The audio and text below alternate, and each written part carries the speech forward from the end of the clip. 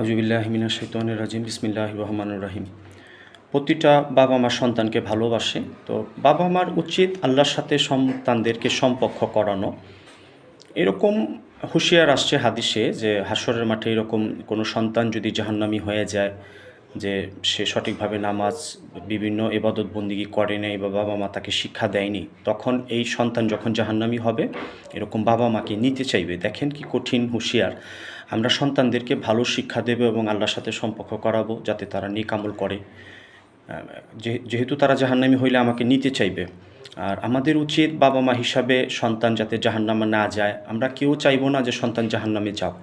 আমরা প্রতিটা বাবা মা সচেতন হই, আল্লাহর সাথে সম্পর্ক করাই এবং সে খারাপ পথে থাকলে আমরা তাদেরকে ফিরাবো। সমাজে বিশৃঙ্খলা করে অনেক বাবা মা আছে, এগুলো প্রশ্রয় দেয়, এগুলো দেওয়া যাবে না। আপনিও গুনাহগার হবেন, কারণ এই দুনিয়াটা আল্লাহ ভালোবেসে সৃষ্টি করছেন। এখানে কোনো বিশৃঙ্খলা যেই করবে এটি আল্লাহ নাফরমানি হবে এবং আল্লাহ তাকে ক্ষমা করবেন না।